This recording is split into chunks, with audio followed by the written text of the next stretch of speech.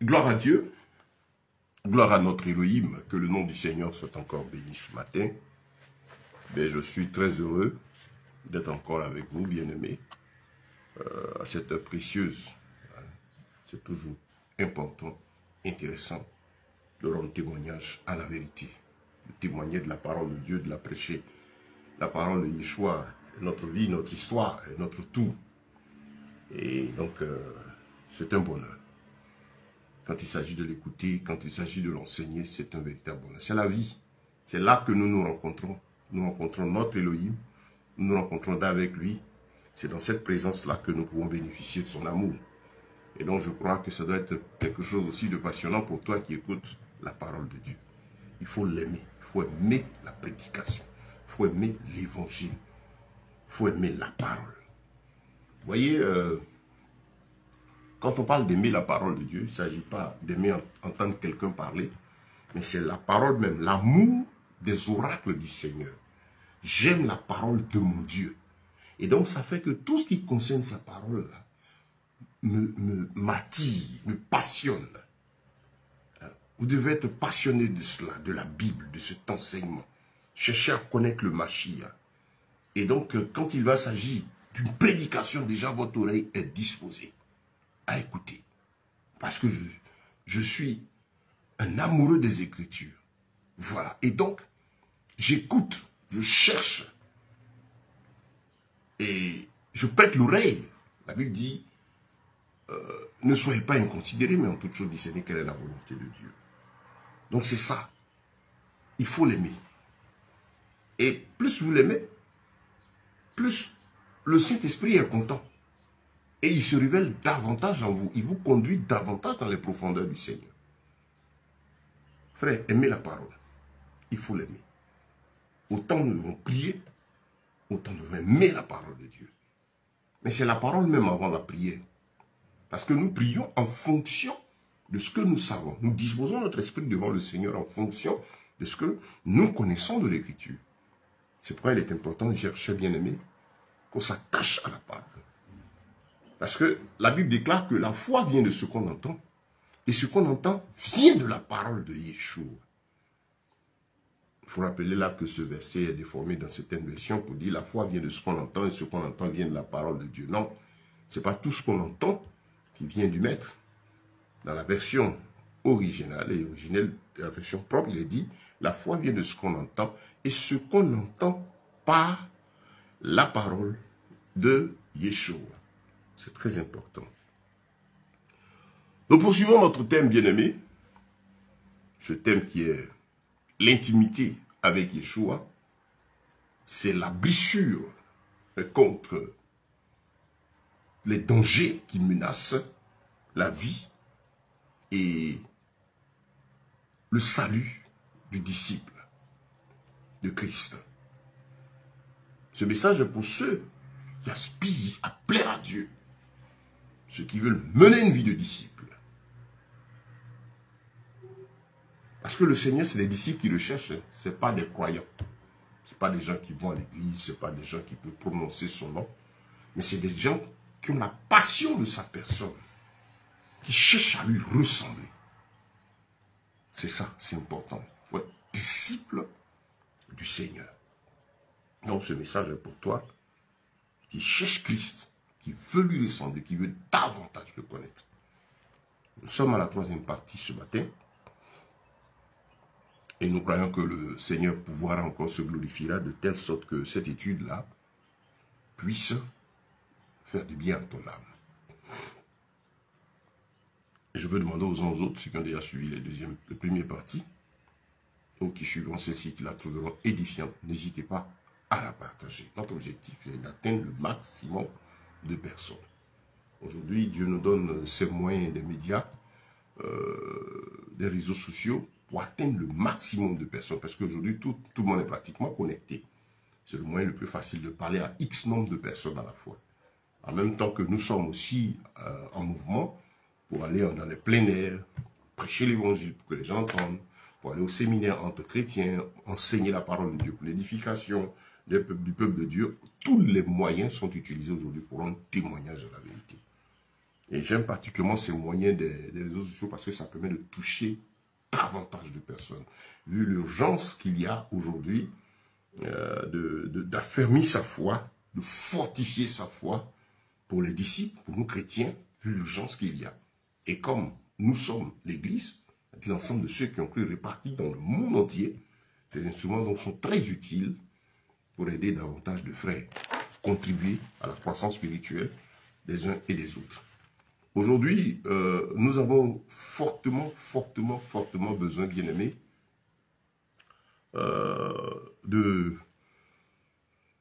d'être mis en garde, fortement besoin d'être averti, fortement besoin d'être instruit. Vous voyez, on rejoint toujours le Seigneur qui disait dans le livre d'Osée, mon peuple est détruit parce qu'il lui manque la connaissance. On a besoin vraiment de connaître. L'enfant de Dieu a besoin de comprendre le monde. Notre Seigneur n'a-t-il pas dit, je suis la lumière du monde? Celui qui me suit ne marchera pas dans les ténèbres. Il est la lumière de Dieu qui éclaire tout homme. Dans Jean 1, il est la lumière de Dieu. Il n'y a pas plusieurs. Il n'y a que Yeshua qui aide l'homme, tout homme, à mieux vivre, à vivre sur cette terre, conformément à la volonté du Maître. Parce que nous ne sommes pas des créatures vaines, dont la vie est là juste pour un passage sur la terre, puis c'est terminé. Non, nous avons en nous le souffle de vie qui est éternel. Tu as en toi le souffle de vie de ton Créateur. Et donc, tu es précieux aux yeux du Seigneur. Et il est important pour Dieu que ton âme soit en haleine, abreuvée de l'esprit, instruit profondément, afin d'être averti, de savoir marcher, se conduire et terminer sa marche dans la victoire, dans sa présence. C'est important pour le Seigneur. Donc, bien aimés, nous bénissons le Seigneur ce matin. Et donc, nous poursuivons notre étude. Je rappelle que c'est la troisième partie de ce thème. Ce thème, je rappelle encore, l'intimité avec Yeshua, Jésus, qui est la blessure contre toutes les menaces qui guettent, qui s'opposent à notre foi, à un parcours de vie victorieuse. Ou si vous voulez, l'unique secret d'une vie chrétienne victorieuse et triomphante à salut. Le secret d'une vie chrétienne victorieuse et triomphante à salut.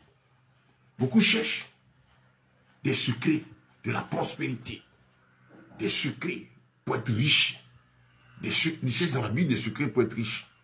Ils cherchent dans la Bible des secrets pour être vus. Mais le disciple, s'il y a secret, parce qu'il n'y en a pas, tout est révélé dans l'Écriture, et seulement l'Esprit de Dieu, le Saint-Esprit, ou davantage notre intelligence au fur et à mesure que nous avons dans la connaissance pleine des volontés du Seigneur. Mais en même temps, il voit l'esprit de celui qui vient à la parole de Dieu pour des intérêts égoïstes. Quand il sait que c'est le Seigneur que vous cherchez, alors le Saint-Esprit ouvre davantage votre intelligence. C'est là que les profondeurs de l'Écriture paraîtraient peut-être des secrets pour les hommes. Non, il n'y a pas de secret à l'intérieur. Les véritables disciples cherchent le Seigneur et le Seigneur ouvre leur intelligence, se révèle davantage à eux. Donc il y a ceux qui cherchent à mener une vie triomphante, c'est-à-dire avoir de la victoire, du succès spirituel, la victoire en toutes choses jusqu'à la fin, à salut, c'est-à-dire tout ce portant sur la terre, dans les bons, les mauvais jours, autour de tout notre vécu, depuis qu'on a accepté Christ, qu'on a bravé ce monde qui s'oppose à nous, jusqu'à la fin, dans la victoire. Donc si c'est ce que vous cherchez, je crois que ce message-là est pour vous. Voilà. Que le nom du Seigneur soit béni, que toute la gloire lui revienne. Donc, cette intimité nécessite que vous ayez la pleine connaissance de la parole de Dieu. Soyez amoureux, sois amoureux frère, sœur de la Bible. Aime ta Bible, aime la méditer, aime l'étudier. C'est important. Il faut prendre du temps avec la Bible. Prendre du temps avec les Écritures. Quand je dis la Bible, effectivement la parole de Dieu. J'aborderai un autre sujet pour aider les uns et les autres à faire attention aux histoires des versions, connaître l'histoire des versions, afin que vous sachiez vous orienter, vous sachiez posséder, cherchez même à posséder plusieurs versions et faire les comparer chaque fois les versets. Voilà l'histoire des versions qui étaient derrière, les intentions, ainsi de suite, pour mieux vous aider. Mais là, il s'agit d'aimer la Bible. Déjà, quand vous aimez l'écriture, vous aimez la parole, le Saint-Esprit sait, il connaît le cœur. Il sait que c'est le Seigneur que vous cherchez. Et il va vous conduire tous les jours. Même si, peut-être vous êtes sur une version où il y a des erreurs intentionnelles, qu'est-ce que le Seigneur va faire? Il va faire en sorte que vous continuez des recherches. Il va attirer votre attention sur d'autres versions, d'autres réalités. Voilà, parce qu'il sait que tu le cherches. C'est important. Il dit cherchez et vous trouverez. Frappez et on vous ouvrira. Demandez et vous recevrez. Mais quand les gens voient ces passages, on voit plutôt, en ce verset-là, Matthieu 7,7, le côté matériel, le côté satisfaction de nos besoins.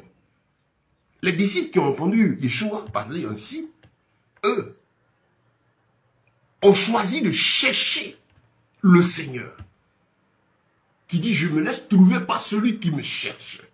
Cherchez l'Éternel. Si c'est lui que vous cherchez, il se laissera trouver. Mais le chercher, c'est comment? Je cherche, faire des recherches. Je cherche à comprendre, à maîtriser un sujet, avoir de la passion. La recherche est d'abord précédée par la passion. Il faut aimer, il faut vouloir pour s'investir physiquement, moralement. Ensuite, vous savez, les actes que nous posons font suite à ce que nous avons accepté dans notre cœur. Et ainsi, notre intelligence maintenant participe, maintenant travaille, accepter la chose et puis amener le corps maintenant à la manifestation physique. Tout part de ce qui est dans notre cœur. Qu'est-ce qui est dans ton cœur? Qu'est-ce que ton cœur aime, frère? Qu'est-ce que ton cœur aime? Nous parlons ici de l'intimité avec Christ. Mais c'est la vie. C'est cette plénitude de vie, cette relation intime, cette relation personnelle, profonde, privée avec le Maître. Est-ce que c'est ce qui te passionne? Parce que pour que le Seigneur se révèle à toi, pour que le Seigneur instruise ton âme, te donne les profondeurs de sa parole, la seule profondeur qui amène à la crainte, qui amène à la sanctification. Parce que la vraie parole de Dieu amène à la crainte de Dieu. La crainte de Dieu qui est au-delà de croire. Il s'agit maintenant, en plus de croire, celui qui craint Dieu, c'est celui qui cherche la volonté de Dieu avant de faire quoi que ce soit. Qui cherche la position de l'Éternel dans tout ce qu'il a à faire. C'est une vie à 100% dédiée à la gloire du Seigneur. C'est une vie à 100% christocentrique. C'est-à-dire centrée sur Christ. Tout ce que je veux faire, tout ce que je veux dire, je cherche à ce que Christ, il soit glorifié. Que ça le glorifie, lui. Parce qu'en tant qu'enfant de Dieu, j'ai compris que je vis pour Christ, je suis ambassadeur de Christ, je suis à son service, bien-aimé. Donc, frère, il faut aimer la parole. Il faut vouloir, il faut l'aimer d'abord. Si vous l'aimez, vous allez prendre plaisir à passer du temps avec cette écriture. Lui-même, notre Seigneur nous a dit, médite ce livre de la loi jour et nuit pour agir fidèlement selon ce qui est écrit. Alors tu réussiras, tu auras du succès dans toutes tes entreprises. Notre Seigneur était clair. Beaucoup sont à la recherche du succès. Quel succès? Quel est le succès que tu recherches? À plus de 95%, vous allez prendre les croyants. Succès matériel. Quand on dit le succès pour aujourd'hui, c'est le côté matériel. Mais pour ceux qui sont à la recherche du succès, s'il faut dire spirituel, c'est-à-dire la plénitude de vie, ce succès que Dieu approuve, c'est la mort de notre moi. Et lui, la glorification de son être en nous. C'est la plénitude de vie, uniquement pour sa gloire. C'est ça. S'il y a un succès, le succès du disciple, c'est ça. Il est content parce qu'il entend maintenant la voix de son Père. Il est content parce qu'il soumet sa chair. Il est content, j'ai le succès sur la chair désormais. Sur tout ce qui me fatiguait, tout ce qui m'empêche de plaire à Dieu, j'ai la victoire sur cela. En tout cas, chacun est orienté, agit en fonction de ce que son cœur aime. Le Seigneur connaît notre cœur. Toi qui écoutes la parole, qui est assis là, c'est vrai, on parle aujourd'hui des loups ravisseurs. Aujourd'hui, on est menacé par les faux prédicateurs. Je dirais même à plus de 60%, 70%, ceux qui opèrent sur le terrain aujourd'hui se réclamant serviteurs de Dieu ne sont pas appelés du Seigneur. Ils voient le service de Dieu comme étant moins lucratif. Donc, ils réfléchissent, stratégie, technique pour avoir du monde. Parce que du monde équivaut à beaucoup d'argent dans le panier. Pour avoir de grands bâtiments, ce qui équivaut à du monde pour rapporter beaucoup d'intérêts, de victoires, de bénéfices financiers. Malheureusement, c'est plus de 70%. Ils ne sont pas appelés de Dieu. Ils se sont engagés parce que voilà leur compréhension. C'est vrai. Mais toi, aussi qui écoutes là, ta position compte. Il ne s'agit pas de dire non, les pasteurs, c'est vrai. Quand on dit les pasteurs, ça fait mal parce que quand on dit les pasteurs, on mélange. On prend le mot pasteur selon la Bible qui est censée, c'est la base, c'est Dieu même qui a donné cette appellation. Parce que le faux étant la falsification du vrai. Voilà. Donc le diable va toujours chercher à faire les choses en conformément, c'est-à-dire en trichant, en falsifiant ce qui existe, puisqu'il n'est pas créateur. Donc quand on dit les pasteurs, ça fait mal parce que c'est le thème pasteur. Il ne faut jamais oublier l'époque dans laquelle nous sommes. Hein. Nous sommes aujourd'hui à une époque où le faux est devenu vrai. Et le vrai est devenu faux. Où les gens appellent le bien mal et le mal bien. Où le mal domine. Mais pas qu'il n'y a pas de vérité. Il y a toujours des hommes de valeur, des hommes de vérité. Mais à notre époque, ça devient davantage rare de trouver des gens qui aiment la vérité, qui aiment la sincérité, qui aiment les lois de l'Éternel. Donc pour nous-mêmes qui sommes croyants, la disposition de cœur est déterminante dans l'action de l'esprit. C'est déterminant devant le Seigneur. Quelles sont tes intentions? Qu'est-ce que tu cherches? Tu veux quoi? Parce que la parole de Dieu n'est pas une potion magique. La relation avec Dieu, c'est une vie. C'est la vie. Comme on a dit dans les enseignements précédents, les deux premières parties, il s'agit de relations intimes. Toi et le Père. C'est une vie à deux. C'est deux personnes qui vivent. À l'image de l'homme et la femme. Il s'agit du Créateur et toi. Il parle. Il a un cœur. Il ressent les choses. Il est vivant. Il s'exprime. Il s'agit de ça. Dieu n'est pas un robot. Comme aujourd'hui, il est présenté par la multitude de ces faux enseignants.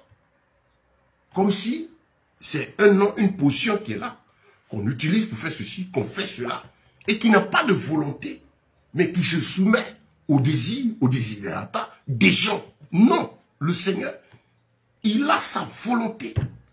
Il est créateur. De toute façon, toi, homme, tu as tes sensations, tes désirs, tu as ce que tu veux là. Dieu, le créateur, est comme ça, il vit. Nous sommes créés à son image. Lui n'est pas créé à notre image. C'est-à-dire, comprends que si toi, tu aimes, comprends que si toi, tu tiens, tu as une intimité, des priorités, quelque chose d'intime, ta vie, tu as des choses qui sont fondamentales pour toi, des choses auxquelles tu tiens, sache que le créateur avec lequel tu marches, en fait, tu es à son image. C'est qu'à la base, lui-même est plus exigeant que toi.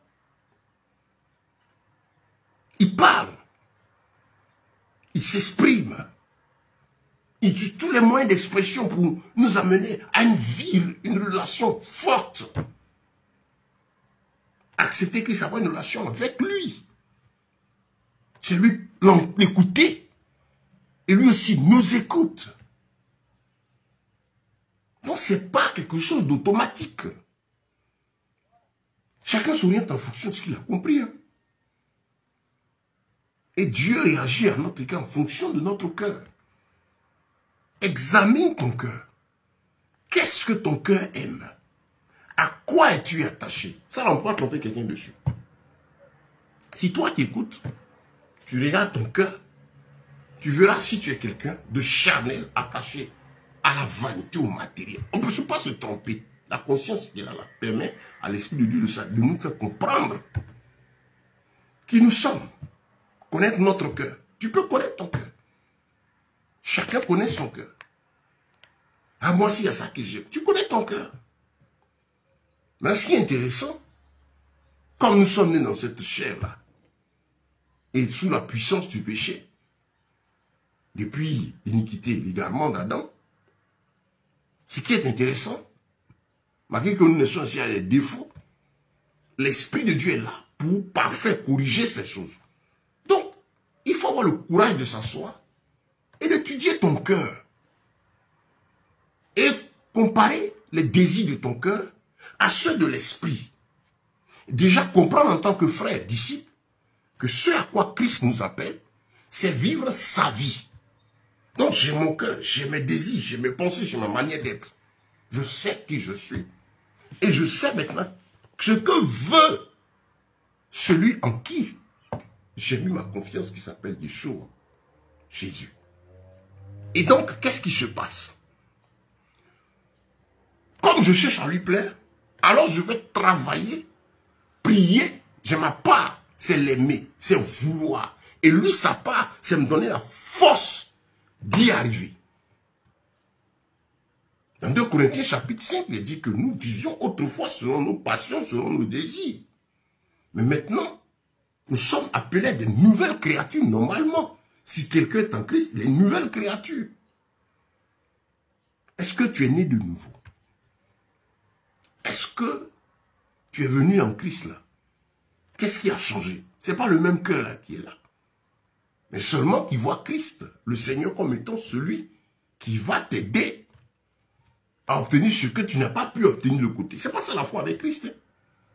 La marche avec Christ, ce n'est pas que quand on vient à lui, ce qu'on ne pouvait pas avoir là-bas, on y vient pour obtenir cela. Ce n'est pas le pourquoi de la foi, de l'action, la venue du Mashiach au milieu de nous. Il est venu pour la vie éternelle, pour nous sauver de cette chair-là, et de ce monde, et de la mort éternelle. Car Dieu a tant aimé le monde, et il a donné son Fils unique, afin que quiconque croit en lui ne périsse pas, mais ait la vie éternelle. Tout dépend de ton cœur, frère, sœur. Examine toi-même ton cœur, ça compte. Tes désirs vont t'orienter.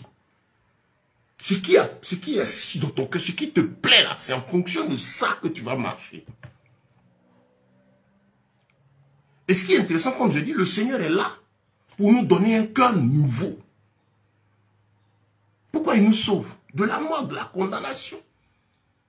Il vient pour nous aider, pendant qu'on est dans cette chair, à ne plus vivre conformément à la volonté de cette chair et du monde et du péché qui nous entoure, mais vivre, étant dans cette chair, arriver à plaire à l'Éternel.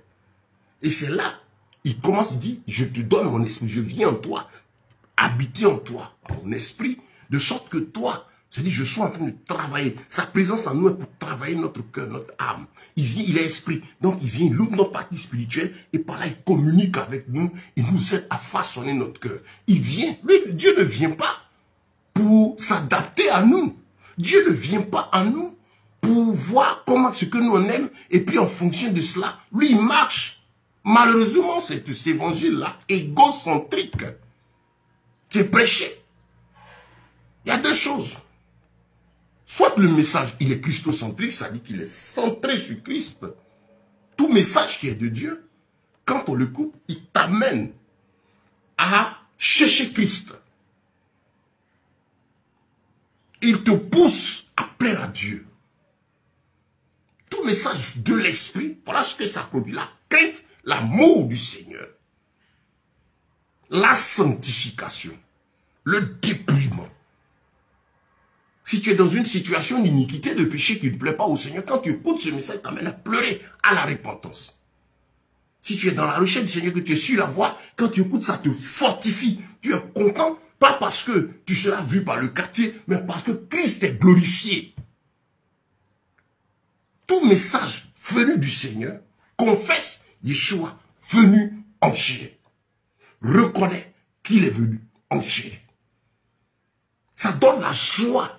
Et la joie du message venant de Dieu, c'est une joie dans le cœur du disciple qui l'amène. Il est content parce que le Seigneur est glorifié. Nous venons de voir par exemple les élections aux États-Unis. Pour nous qui sommes chrétiens, on a vu la bataille. Spirituellement, montons. J'ai aimé une image que quelqu'un a fait et qui montrait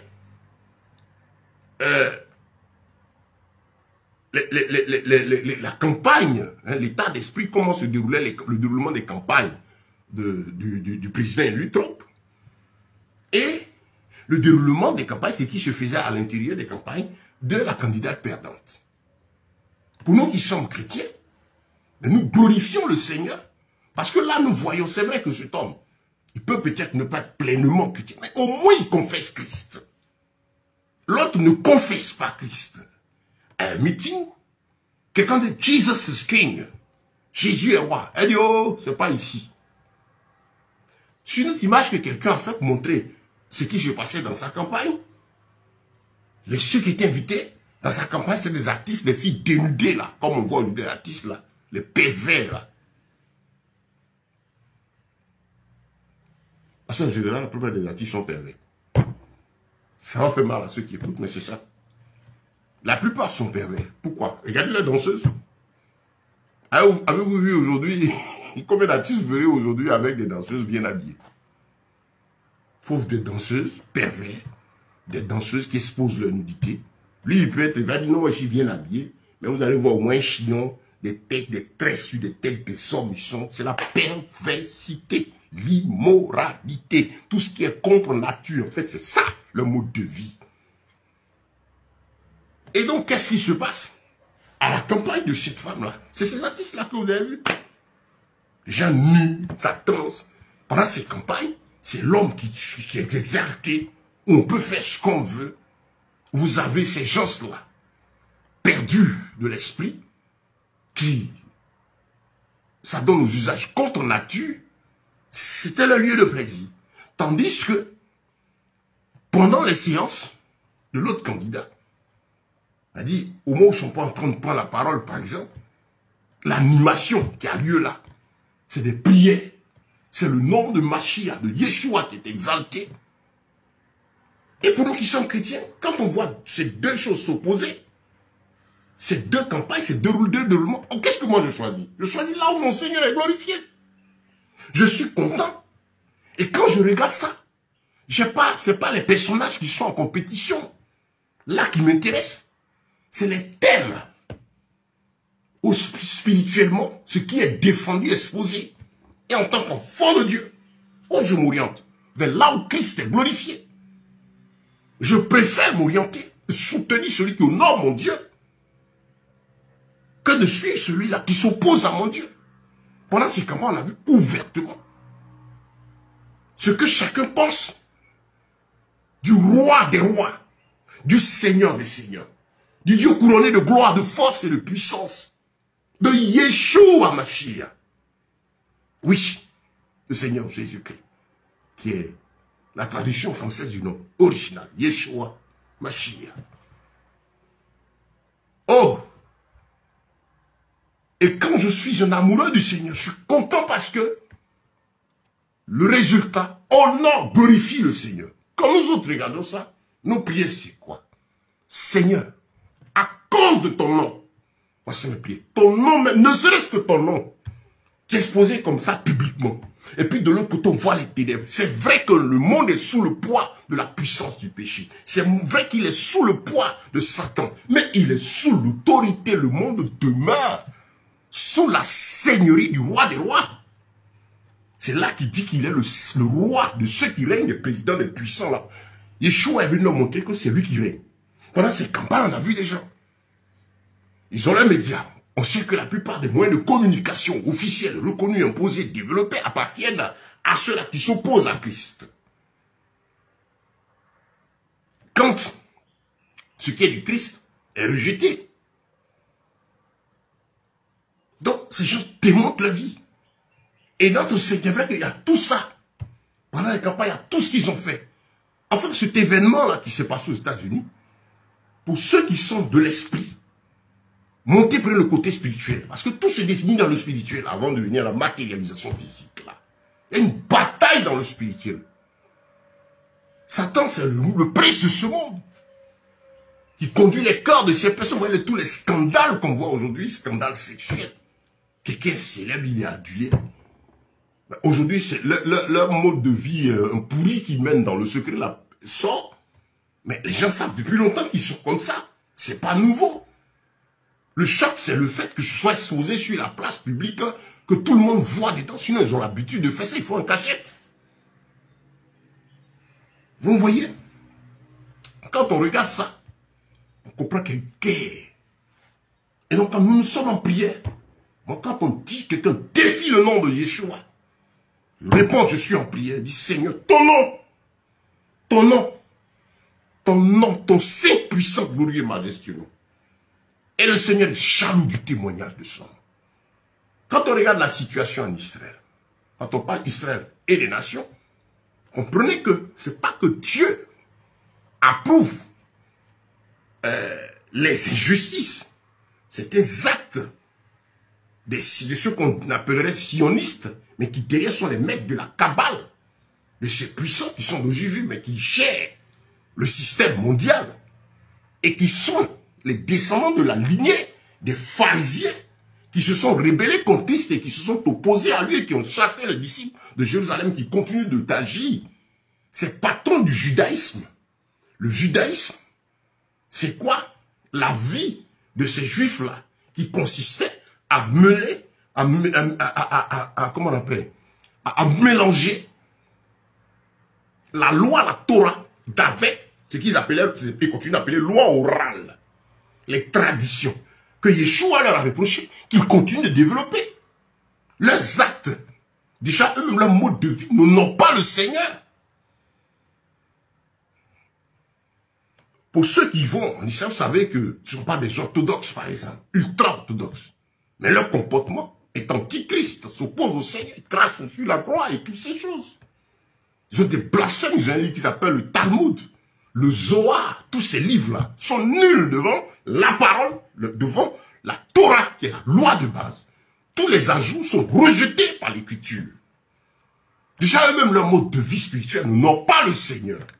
Ils ont rejeté celui qui est le chemin, la vérité et la vie. Il y a des actes qui posent dans le monde. Parce que la plupart de tous ceux qui tiennent le système économique, par exemple, sont d'origine juive.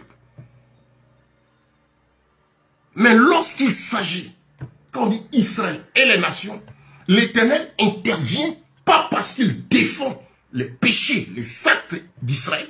D'ailleurs, ils prennent des coups qui sont la conséquence de leur désobéissance, de l'égarement, la voix du Seigneur.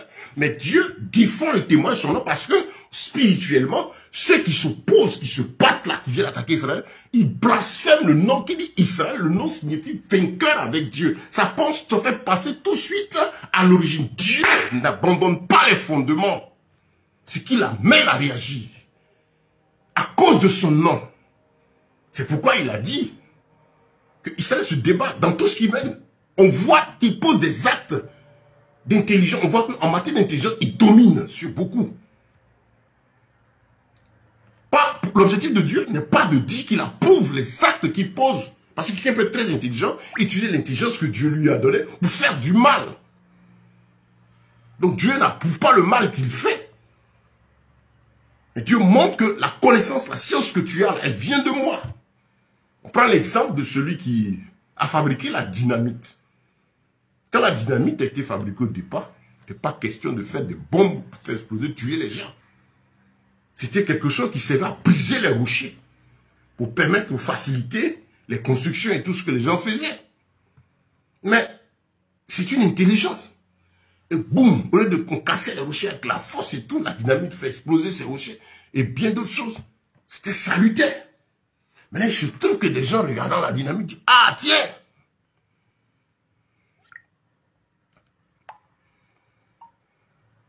la dynamite, si on peut l'utiliser pour casser les rochers, Mais on se bat. Mais ça peut aider à tuer des milliers de personnes. Donc tout ce que vous voyez comme, on dit révolution technologique, ainsi de suite, à la base, ce qui a permis, ce sur quoi s'est appuyé, ce qu'on voit aujourd'hui, n'était pas fait dans le but de tuer, de détruire des masses, pour la plupart. Donc, bien aimé, Dieu même quand il s'agit de cela, il intervient par rapport au témoin de son nom. Et c'est pourquoi il dit dans toutes ces guerres-là, le combat va avoir lieu, jusqu'à ce qu'on ait la guerre d'Armageddon, où Israël sera détruit sur les 2/3.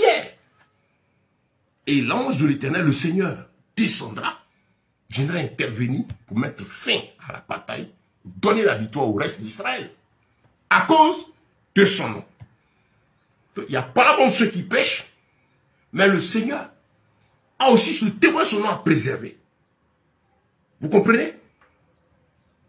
On viendra à ce sujet, pour ne pas, comme on appelle, avoir moins de temps pour finir notre étude aujourd'hui. Mais vous voyez déjà ce développement que je suis en train de donner est très utile, parce qu'il s'inscrit dans le cadre de quelque chose d'important, qu'il faut que chaque enfant de Dieu ait la connaissance de l'Écriture, être rempli du Saint-Esprit. Qu'est-ce que le Seigneur a dit? Mon peuple est détruit parce qu'il lui manque la connaissance. Mais frère, si vous devez vous appliquer à une chose, c'est connaître, disciple du Seigneur. Applique-toi à connaître. Ça dit quoi? Face à chaque sujet, chaque situation, à chercher la profondeur. Je suis en Christ. On parle de Yeshua. Mais il faut le connaître. Applique-toi à le connaître. Seigneur, je veux te connaître. Donc, il est esprit. Cette connaissance commence déjà par toucher le cœur de l'homme pour que l'homme le reconnaisse. Car c'est un don, une grâce que de reconnaître qu'il est Seigneur. Tu vois, les gens s'opposer à lui, c'est parce qu'ils n'ont pas encore ouvert leur cœur pour qu'ils le connaissent, ou ils s'opposent à lui. Mais ceux qui parlent de lui, c'est ceux auxquels Dieu a ouvert la grâce. Il a ouvert leur esprit, il a donné la grâce de le connaître. Nul ne vient au Père, nul ne vient à moi si le Père l'a tiré. Nul ne dit Jésus est Seigneur si ce n'est par le Saint-Esprit. Donc son œuvre là déjà, il commence, quand tu cherches à le connaître, c'est lui qui déjà donne cette envie, il amène à l'acceptation de sa personne. Maintenant, il faut être passionné par sa personne. Frère, sois passionné par la personne du Mashiach. Les apôtres, eux, ils l'avaient vu, ils étaient passionnés par lui, ils l'ont vu physiquement. Nous, on ne l'a pas vu physiquement, on l'a spirituellement, nous. On ne voit pas les yeux, mais on le vit. Et quand tu l'as rencontré, il est présent en toi. Tu dois être passionné par sa personne. Et cette passion va t'amener à le chercher. Seigneur, je veux te connaître. Comme la femme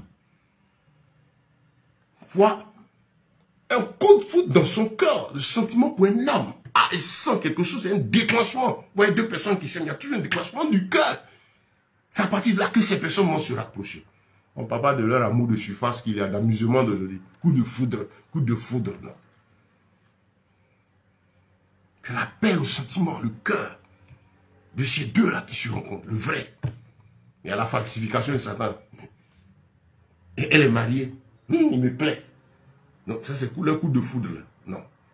Il me plaît, je sens, il y a l'amour, ce déclic là, des cœurs, qui fait que deux personnes s'attirent. Et ça c'est pour être une attirance unique à vie, quand c'est de Dieu. Différent de l'attirance charnelle aujourd'hui. Même il y a des gens qui sont mariés puis qui ont envie, ils sont davantage attirés. Bon, nous sommes actuellement à une époque où il y a encore après le phénomène de celui des États-Unis, le phénomène en Afrique là, qui a lieu actuellement, où quelqu'un est star actuellement sur les réseaux sociaux dans le monde, vu ses exploits d'immoralité, voilà, de perversité sexuelle. Voilà. Donc, pour le Seigneur, ça vient du cœur. Donc frère, j'ai accepté Christ. Je dois être passionné par sa personne. Mais passionné par lui. Maintenant, il dit, pour me connaître, fais de l'Éternel tes délices. Tu veux me connaître? Fais de moi tes délices. Psaume 19, verset 15. Que tes paroles et les pensées de ton cœur me plaisent, soient des délices pour moi.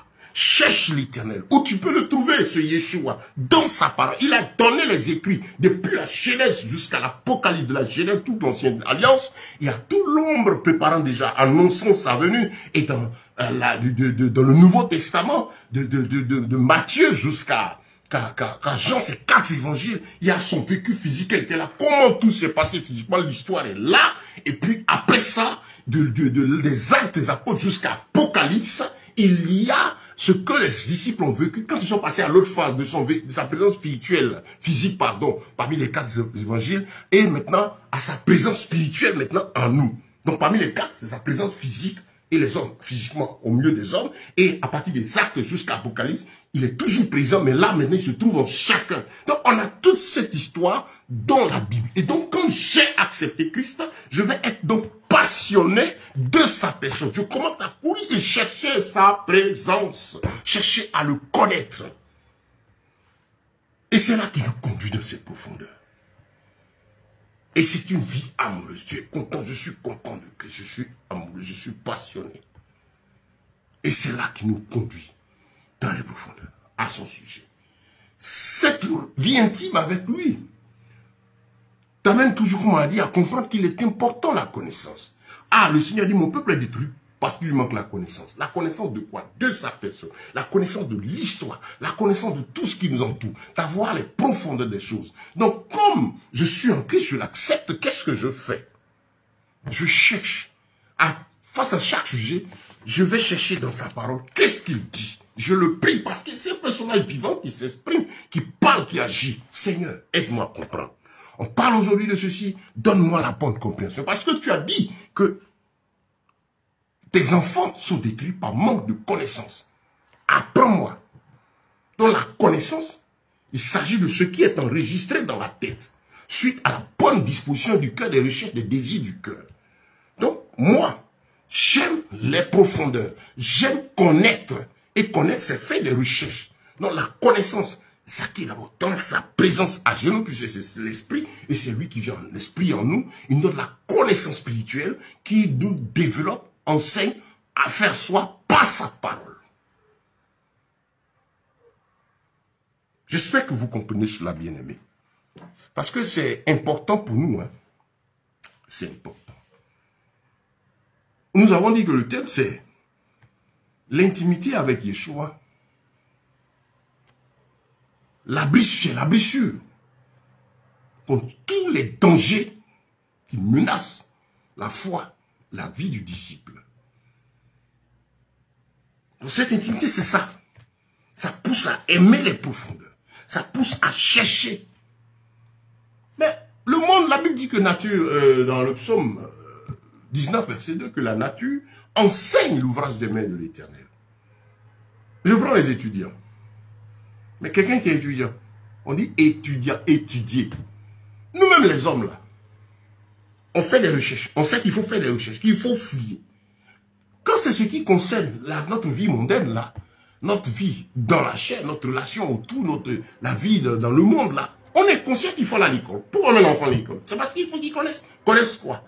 Tout ce qui est utile à pouvoir avoir, vivre, pouvoir vivre, et puis, non seulement travailler demain. On met l'enfant à l'école pour cela. Et quand il s'en va aussi, il y a ce qu'on lui apprend. Et puis il y a aussi ce qu'il va rechercher à connaître. Vous voyez que dans le monde, des gens s'appliquent à la lecture. Pourquoi on demande de beaucoup lire? Ça permet d'avoir de l'instruction, d'avoir diverses opinions, des idées qui viennent s'ajouter à ce qu'on a. Nous avons un cœur, tu as un cœur qui a besoin, qui a des désirs, qui doivent être canalisés. Et ce cœur-là doit être rempli d'un trésor, hein, qui est l'amour de Dieu, la présence du Créateur. Et à partir de là, ça va t'amener à poser des actes, ton intelligence à accepter un fait, chercher Dieu. Et cette intelligence-là doit être nourrie de ce qui est vrai. Nous sommes dans un monde où on est tenu de connaître ce qui est vrai et ce qui est faux. Parce que les deux là sont face à nous.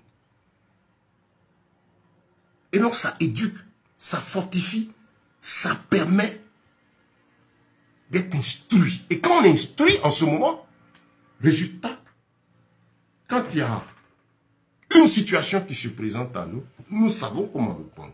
Comme un devoir, un exercice, une épreuve présentée à un étudiant, à un élève, en fonction de la classe où il se trouve, s'il a étudié ses leçons, il peut répondre. Par contre, s'il n'a pas étudié, il ne peut pas. Mais si tu ne médites pas, tu n'as pas une intimité avec le Seigneur, tu ne peux pas. Pourquoi donc pour ceux-là qui livrent leur vie à des individus. Ils ne cherchent pas Christ, ils se disent et ils se laissent séduire par le fait que leur croissance spirituelle va dépendre d'un individu. Moi, je suis le fils de temps. Mon onction vient de temps. Et il ne vit sa foi qu'à partir des instructions d'un homme. Vous comprenez un peu? Par contre, le disciple, il vit sa foi à partir de ce que Christ dit. Et il a une relation personnelle qui lui permet d'avoir la voix du Seigneur et d'être donc comme les chrétiens de Béret dans Acte 17. Il est dit que ceux-là, ils écoutaient et ils vérifiaient pour voir si c'était conforme à ce qui était écrit. Donc, ils écoutaient. Mais conforme à ce qui est écrit, parce qu'ils avaient la Bible, ils la méditaient aussi. Il y a quand tu as l'information que tu n'as pas la connaissance d'un sujet, mais que tu cherches toujours la vérité, tu écoutes, et puis maintenant, tu as ce qui est censé être la base d'où est tirée cette information qu'on met à ton oreille à l'instant. Tu vas à cette source-là, et tu prends ce qu'on vient te dire, ben, tu sais qu'on dit, bon, on parle du salut. Ceux qui parlent du salut, de la vie éternelle, parlent de Jésus. Donc quelqu'un vient ici, puis il parle de Jésus, tu écoutes. Et puis maintenant, si c'est nouveau pour toi, mais que tu cherches la profondeur, tu vas aller prendre la Bible et puis comparer pour voir, ah, voilà ce qui est dit, effectivement. On a dit tel verset, mais un peu plus avant, voilà ce qui est dit, un peu plus après, voilà ce qui est dit, et tu as l'équilibre. Maintenant, quand tu as guéri, tu as cette dépôt, tu es habitué à cette étude, ce dépôt en toi, de telle sorte qu'à l'instant, quand quelqu'un parle, en même temps aussi, puisque tu as déjà le dépôt là, tu peux répondre. Il y a ceux dont on n'a pas l'information de base, qu'on écoute, et puis on va chercher dans la source pour comparer, voir. Et puis il y a ce qu'on sait déjà, qui nous permet de réagir immédiatement face à ce qui vient. Vous voyez? Et qui pourrait être vrai ou faux. Donc, bien aimé, méditer, étudier, c'est important. Des actes jusqu'aux actes. De l'Apocalypse. Voilà, bon, si vous voulez, de la Genèse jusqu'à l'Apocalypse. Il faut étudier, il faut comprendre, il faut étudier ça. Ce livre-là, pour que vous l'étudiez. C'est pas nouveau. Il dit médite jour et nuit. Pour agir fidèlement selon tout ce qui est écrit. David a dit à son fils Salomon que ce livre, la loi, ne s'éloigne pas de toi. Puisque Dieu seulement t'a accordé la sagesse, l'intelligence. Et toi, prends sur toi d'obéir à cette parole. Samuel 20, je crois, 22, chapitre 22. Bien aimé, c'est ça. Si tu n'as pas de base, tu n'as pas appris ta leçon, tu n'as pas médité ta vie, tu n'as pas fait des exercices, tu n'as pas expérimenté ce qui est écrit personnellement, quand le devoir, ça dit la prédication, c'est que le message qui est là, c'est une épreuve, un message, viens, tu n'as pas de moyen de répondre parce que tu n'as pas appris ta leçon. Donc, qu'est-ce qui va se passer pour toi? Tu vas subir ce qui t'est donné. On prend l'élève, par exemple, quand le dossier c'est en classe, on donne un devoir, s'il n'a pas étudié, il va avoir 0, il subit la conséquence du manque de connaissances qui devait servir à traiter le sujet en question. Non, le sujet le remporte la victoire sur lui. Alors quand il réussit à traiter le devoir et qu'il a une bonne note, c'est une victoire sur l'épreuve, le devoir. C'est une image pour nous chrétiens. Si je n'ai pas de relation personnelle avec le Seigneur, le message qui va venir, les attitudes, tout ce qu'on va présenter, comme je n'ai pas de connaissance, je subis.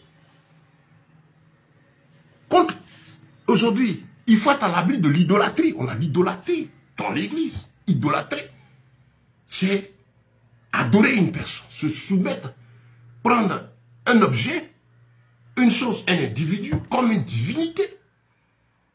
Aujourd'hui, l'idolâtrie de l'homme, par exemple, au niveau de l'église, la plupart de ces personnes qui se réclament serviteurs de Dieu sont idolâtrés. Et ceux qui ne sont pas vrais aiment être vus. Les gens se prosternent devant eux. Pour le salut, on se plie en 4. Parce qu'il aurait une certaine onction. Où on a vu ça? Où on a vu ça dans la Bible? C'est pas biblique. Non, moi, il y a des gens aussi, non, on laisse, moi, c'est mon père. Non, j'ai vu quelque part. Non, moi, je ne vais pas permettre qu'on parle mal de mon père. Pourtant, tu acceptes de mal vivre. Et tu le regardes, il vit mal. Il pose des actes qui n'honorent pas le roi. Mais comme d'après toi, c'est ton père, tu le défends. En fait, tu vis pour lui, tu ne vis pas pour Christ. Nous vivons pour Christ. Celui qui vit pour Christ se bat pour la défense des intérêts de Christ, de l'évangile. Et donc, si le cas là, bon, je ne sais pas moi que je suis en train de prêcher, mais si je suis hors de l'écriture, vous me quittez, vous fuyez. Non, c'est l'apôtre, ben vraiment, c'est l'apôtre. Ça devient de l'idolâtrie. Si tu idolâtres un homme, tu dis là, toi, disons, conducteur religieux, tu es perdu. Tu es perdu. Le jour du jugement, il ne sera même pas là pour défendre ta cause. Il sera même en train de se chercher devant le trône du Seigneur. Donc, bien aimé, recherchez la connaissance, recherchez la profondeur, ça va vous aider. Quand vous avez cette base de l'écriture, cette relation personnelle avec le Seigneur, ça vous aide à mettre à l'épreuve tout ce que vous entendez. C'est là que 1 Jean 4 devient davantage une réalité pour vous. Il dit, n'ajoutez pas foi à tout esprit. N'ajoutez pas. Ça veut dire que tout ce que tu entends tout de suite, prends le temps d'écouter. Je suis en train de prêcher, prends le temps d'écouter. D'écouter. En tombant sur une prédication ou un instrument qui est en train de donner le message, ce n'est pas le visage de l'impression de la personne qui doit vous intéresser. C'est ce qu'il est en train de dire. Vous écoutez tranquillement. Pour le disciple, c'est ça son attitude. Il écoute. Et puis il cherche. Si tu as une base spirituelle, une relation personnelle avec le Seigneur, quand tu écoutes, tu sais que quand il est en train de penser que c'est Dieu. Quand c'est nouveau pour toi, tu écoutes. Quand c'est de l'esprit, comme tu as le Saint-Esprit en toi, et que même c'est nouveau, tu as de la joie. Le Saint-Esprit pour Dieu, il est vivant. Tu ressens sa joie en toi. Quand ce n'est pas de lui, tu ressens une opposition. C'est les sentiments de sa présence là. Ce qu'il ressent, lui là, il te fait ressentir cela face à toute situation. Quand tu es en train de poser un acte qui ne lui plaît pas, tu sens qu'il est attristé. Il vit, il est vivant de la même manière. Toi, t'attristes quand quelque chose ne te plaît pas. C'est comme ça que le Saint-Esprit réagit. Donc quand il est en toi, il te permet de savoir marcher. C'est ce qu'il te faut, frère, en tant que disciple. Et nous, serviteurs, c'est ce qu'il nous faut, nous aussi. Parce que nous, avant d'être serviteurs de Dieu, je suis une âme, un frère, une sœur en Christ. Ma vie personnelle est basée sur ça. Parce que je recherche Christ. En toute chose, c'est cette vie de disciple, c'est lui plaît. C'est lui qui est mon focus. Je suis christocentrique, je suis centré sur Christ en toutes choses. Donc, ma réaction face à tout ce que j'entends, c'est tout de suite savoir ce qu'il fait là. Que dit la Bible? C'est comme ça que je marche. Et c'est comme ça que les chrétiens de Béry marchent. Ce qu'il fait, ce qu'il dit là, est-ce que la parole de Dieu cautionne cela? On n'a pas dit est-ce que c'est un fait dont la parole parle. Parce que dans la Bible, vous avez des histoires, des faits historiques. Il est raconté par exemple des comportements qui ne glorifient pas Dieu, ce que ça a eu. Donc tout ça, je dois connaître ces choses. Maintenant qu'on dit ce que Dieu approuve, il y a sa réaction par rapport à ces faits. Et après, avant ça, il y a l'enseignement, les instructions. Par exemple, les lois que Moïse a données sont là. Et puis il y a des gens qui ont vécu, on prend Samuel après, Saül, pardon, des actes qu'il a posés qui s'opposaient à ces lois. Donc il faut connaître les lois et connaître l'histoire d'un temps pour pouvoir faire les comparaisons. Le disciple, c'est comme ça, il marche. Tout ce qu'il écoute, il cherche à savoir si Christ est glorifié. Par contre, le suiveur, celui qui est charnel, le croyant charnel, si vous êtes dit chrétien charnel, si vous voulez, est-ce que ça lui plaît? Égocentrique. Ce qu'on dit là, est-ce que ça me plaît? Je regarde des scènes de prédication. Un individu entend de faire. C'est des démonstrations de paroles. Si Abraham a fait, Moïse a fait comme puis, vous voyez un groupe de gens, de plaisantins là. Ils disent que ce sont ses fils spirituels. Ils sont aussi, ça court, ça saute sur lui. Ils sont sur le partout. Et puis ça saute, wow, on le soulève, wow, il a remis une révélation. Et puis le peuple dit, blablabla. Qui est glorifié là? En tout cas, vous pouvez jouer avec votre vie. Celui qui cherche Christ n'est pas dans ses amusements. Quand on cherche Christ, on n'est pas dans ces amusements-là. Moi, je ne m'amuse pas avec ma relation avec le Seigneur. La foi, la marche avec lui, ce n'est pas un jeu. Il s'agit chaque jour, chaque instant du salut de mon âme. Et quelqu'un a souffert, payer le prix du châtiment qui produit la paix pour moi. Donc, qu'est-ce que je fais? Je ne vais pas jouer avec.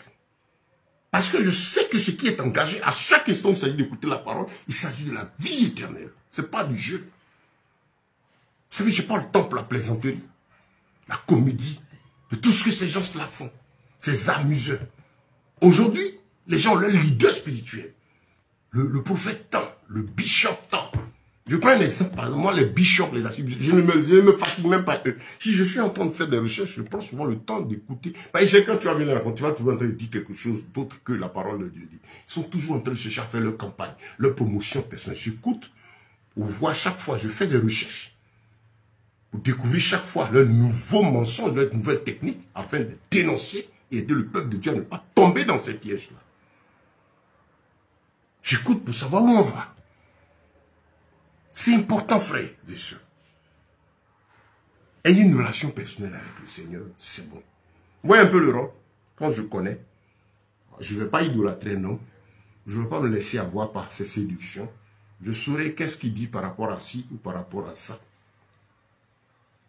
Quand il y a un débat sur un sujet, je sais ce que l'Écriture dit, j'ai compris ce que mon père m'a dit, et c'est en fonction de ça que je m'oriente. Il y a la dîme, mais ceci, il n'y a pas la dîme. La Bible dit quoi? Ça a commencé où, à faire les dîmes? Comment c'était vécu dans l'Ancien? Comment ça a été vécu dans le Nouveau? Parce que notre repère, c'est la parole de Yeshua. Ce n'est pas les interprétations des hommes. Nous ne sommes pas appelés à interpréter.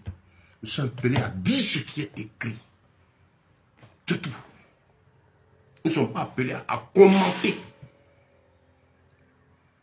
Mais c'est dire ce qui est écrit. La dîme,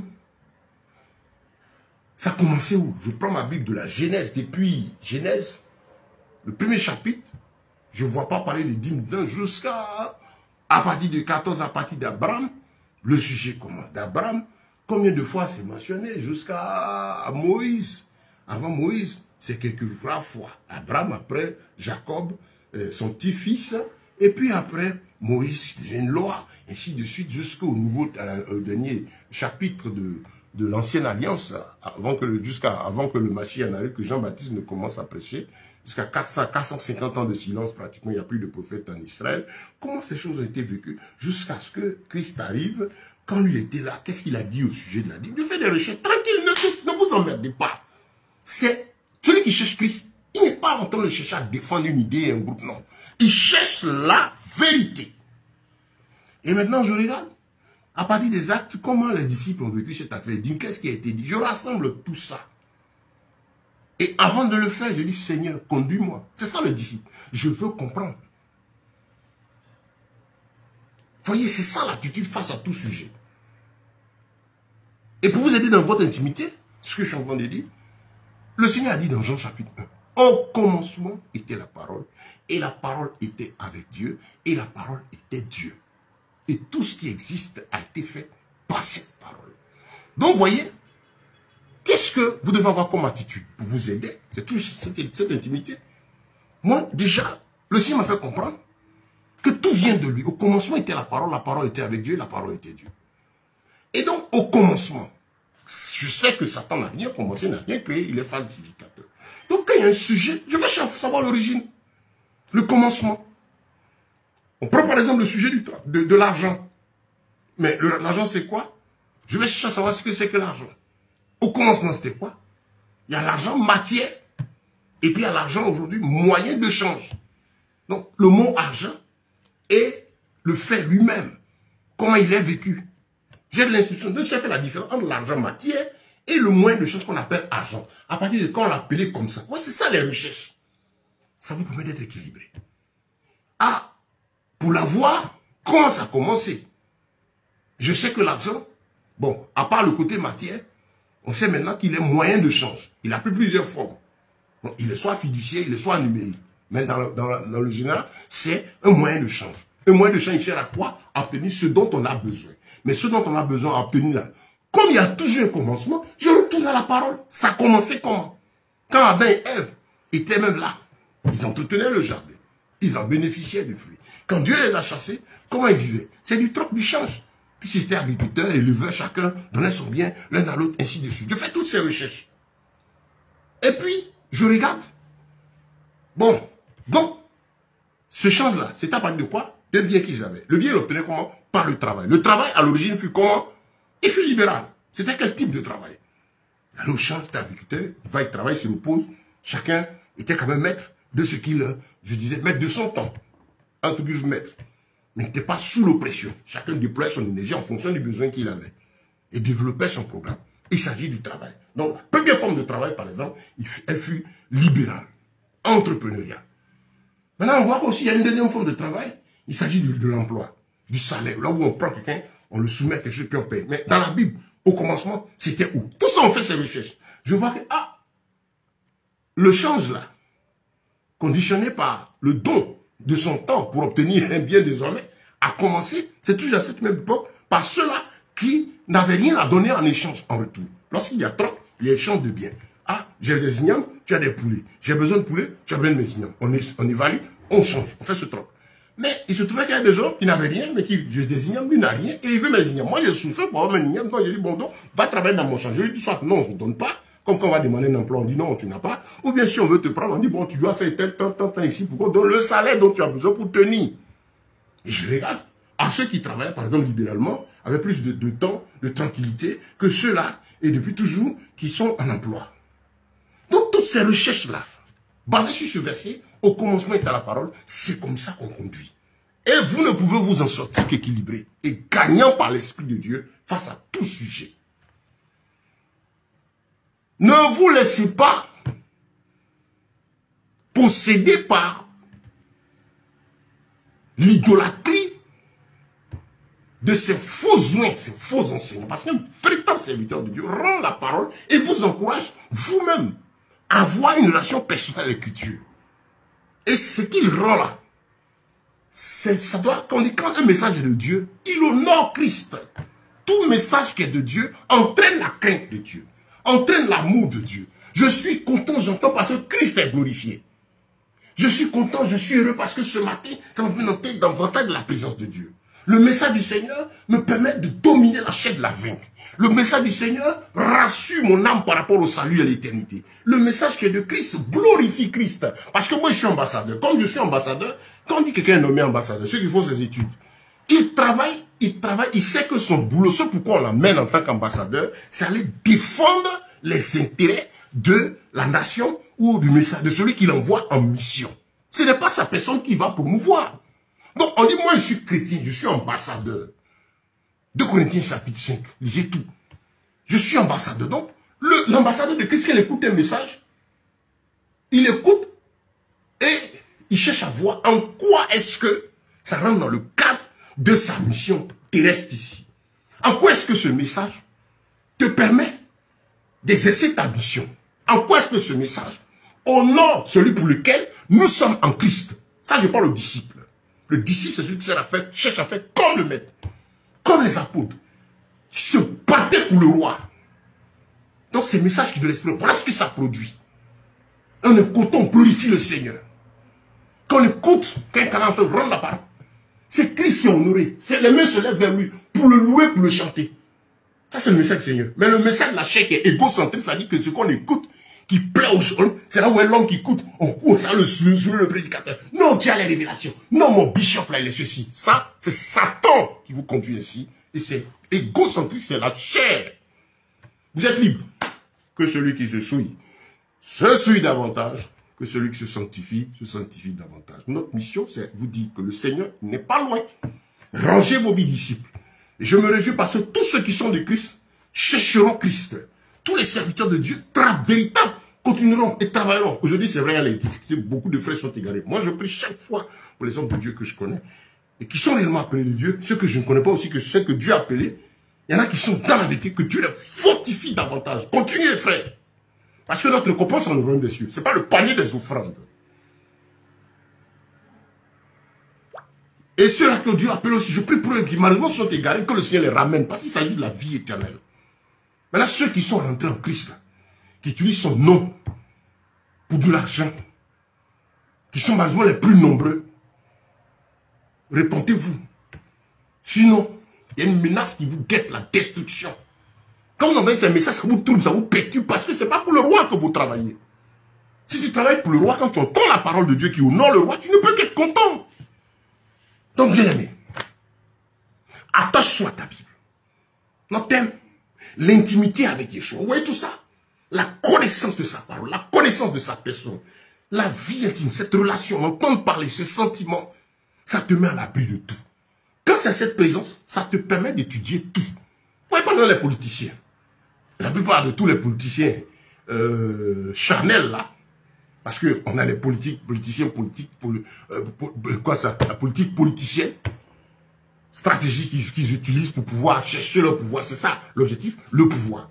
Quand ils sont en train de chercher du pouvoir, chacun essaie d'être juste et puis on cherche à voir les défauts de l'autre, ça suit son travail. Vous voyez un peu? Quand il arrive, comme il a obtenu ce qu'il veut, il devient autre chose. Quelle est la stratégie? C'est la malice. Donc, pour nous qui sommes critiques, c'est comme ça. On regarde.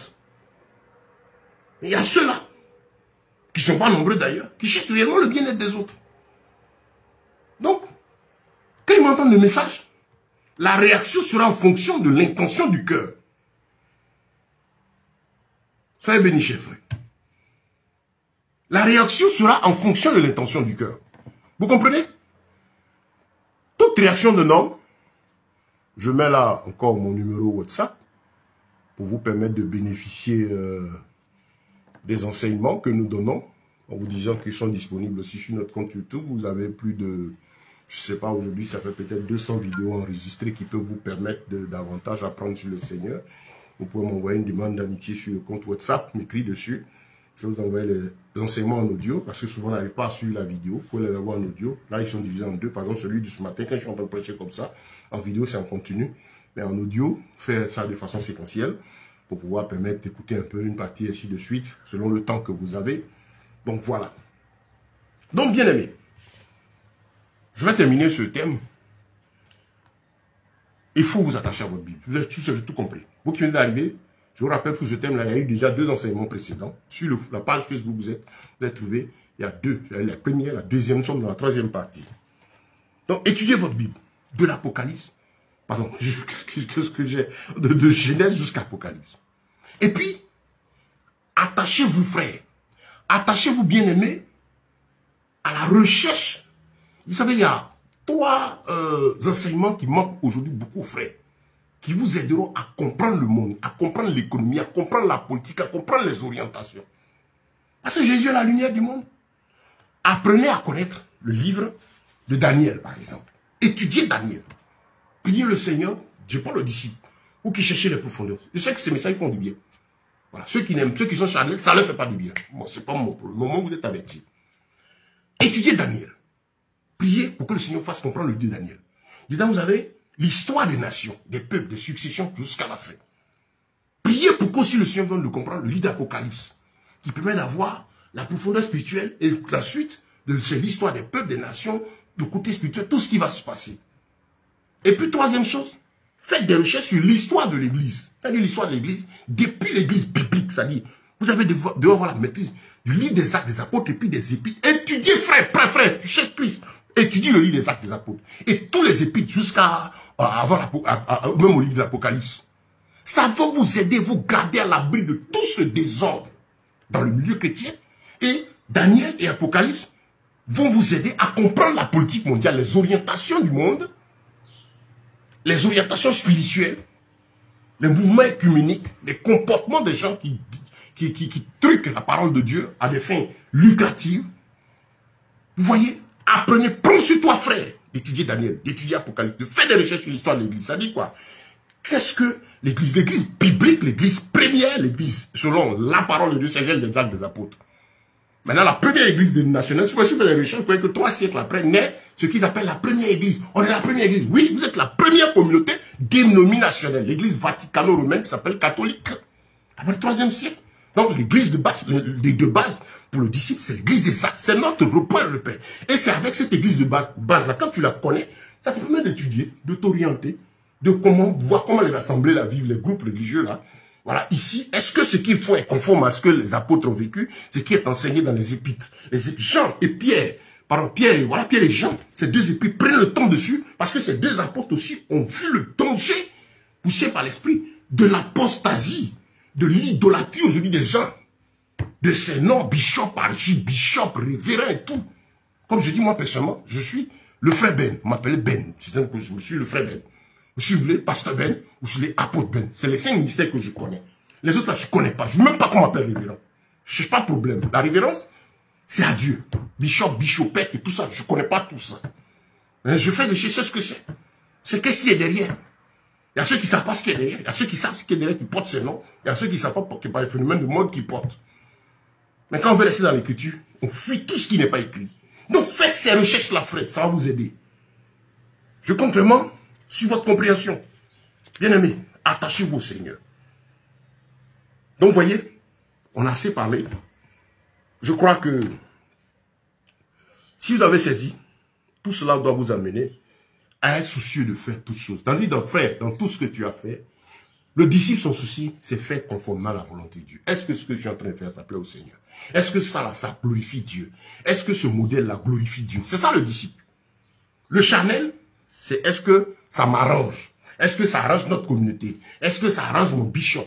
Est-ce que moi, en tant que, avec l'individu, en tant qu'égaré, est-ce que ça l'arrange? Mais le disciple, c'est est-ce que ça arrange Christ? Est-ce que ça glorifie Christ? Est-ce que ça honore Christ? Est-ce que ça sanctifie le nom de Yeshua? Est-ce qu'il est glorifié à travers ma vie? Est-ce que ce tac-là l'honore? Est-ce que cette prédication, ce message l'honore? Est-ce que cette manière de chanter ces paroles-là le glorifie? Quand ça ne glorifie pas, le disciple se retire de cela.